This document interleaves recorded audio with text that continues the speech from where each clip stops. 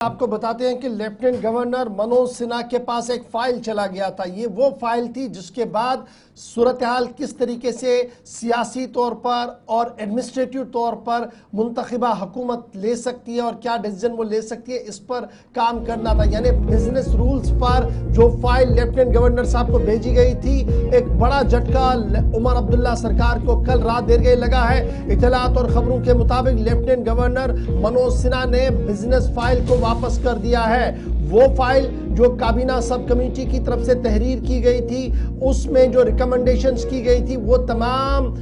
سفارشات lieutenant governor نے واپس کر دی ہے. کیبنٹ سب کمیٹی نے جو ریکمنڈیشنز دی تھی، وہ بتایا گیا کہ بزنس رولز جو تحریر کیے گئے ہیں وہ Jammu Kashmir reorganisation act کے خلاف ہے. یہ لیفٹیننٹ گورنر دفتر کے اندر جو ہمارے ذرائع ہے وہ اس بات کی تصدیق کریں، اور اس طریقے سے وہ کابینہ کا پہلا اجلاس جس میں یہ فیصلہ لیا گیا تھا کہ بزنس رولز کو ترتیب دیا جائے گا. بزنس رولز بنانے کے لیے کابینی کمیٹی بنائی گئی تھی اور اس کابینی کمیٹی نے اپنا رپورٹ وزیر اعلیٰ کو سونپا، جس کے بعد وہ file lieutenant governor Manoj Sinha صاحب کے پاس چلی گئی اور لیفٹیننٹ گورنر منوج سنہا نے تمام اوراق کو پلٹنے کے بعد فائل کو واپس کر دیا ہے. اطلاعات اور خبروں کے مطابق یہ پہلا جھٹکا جو ہے وہ لیفٹیننٹ گورنر صاحب کی طرف سے دیا گیا ہے اور یہ صاف کر دیا گیا کہ فائل دراصل ان بنیادی لوازمات کی خلاف ورزی ہے جو ری آرگنائزیشن ایکٹ کے اندر بنا دی گئی ہے. لیگل ایکسپرٹس کا ماننا ہے کہ جو ریکمنڈیشنز کابینہ سب کمیٹی کی طرف سے کیبنٹ سب کمیٹی کی طرف سے دی گئی تھی، وہ جناب restoration of statehood indirectly تھا. یعنی جو ریاست کے اندر اختیارات وزیر اعلیٰ کو ہوتے ہیں، کابینہ کو ہوتے ہیں، ریاست کو ہوتے ہیں، بنا سٹیٹ ہوڈ کو ریسٹور کیے ہوئے وہ تمام اختیارات مانگنے کی کوشش تھی، جس کے بعد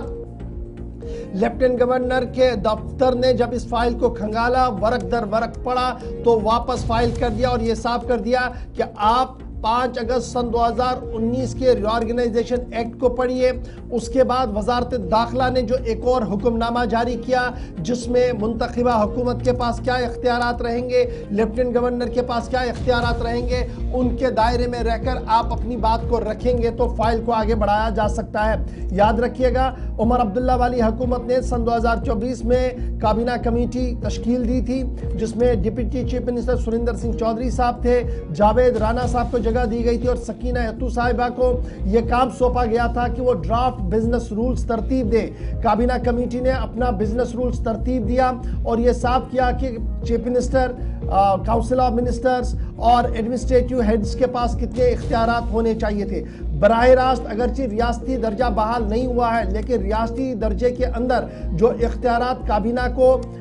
وزیر اعلیٰ کو، ریاستی چیف سیکریٹری کو، لیفٹیننٹ گورنر کو ہوتے ہیں، گورنر ہاؤس کو ہوتے ہیں، انہی اختیارات کو دینے کی مانگ کابینہ سب کمیٹی کی طرف سے کی گئی تھی، جسے فی الحال واپس کر دیا گیا ہے. اور کابینہ سب کمیٹی نے ری آرگنائزیشن ایکٹ بزنس رولز کے حوالے سے یہ صاف کر دیا تھا کہ وزیر اعلیٰ کو بھی اس طریقے کے اختیارات ہو جہاں پر IAS اور IPS افسروں کے تبادلوں کا معاملہ ہو، یا پھر اسی طریقے سے لا پارلیمنٹری افیئرز کے اندر جو اہم ترین معاملات ہیں اس پر بھی وزیر اعلیٰ کی براہ راست مداخلت کو یقینی بنانا ہو. اور پھر یہ بھی صاف کر دیا گیا تھا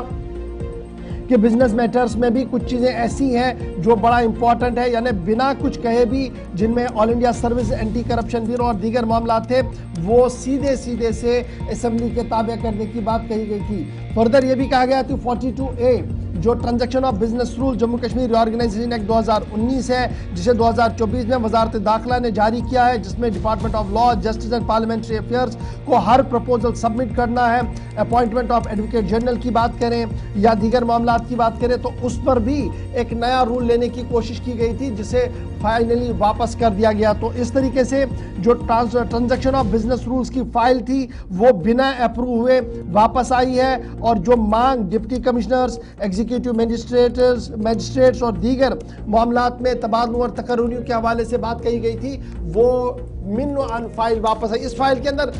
چیف سیکریٹری صاحب کے بھی اختیارات کو بہت کم کرنے کی بات کہی گئی تھی. فائنلی جو ڈرافٹ بنایا گیا تھا وہ یہ تھا کہ بنا مانگے سٹیٹ ہوڈ کے تمام اختیارات ملے. لیفٹیننٹ گورنر کی ٹیم نے فائل کو پرکھا اور رات دیر گئے یہ فیصلہ لیا کہ فائل کو واپس کیا جائے، اور یہ پہلا براہ راست جھٹکا جو ہے وہ لگ چکا ہے عمر عبداللہ کی حکومت کو کہ بزنس رولز اس طریقے سے ترتیب دیں جو وزارت داخلہ نے 5 اگست 2019 اور اس کے بعد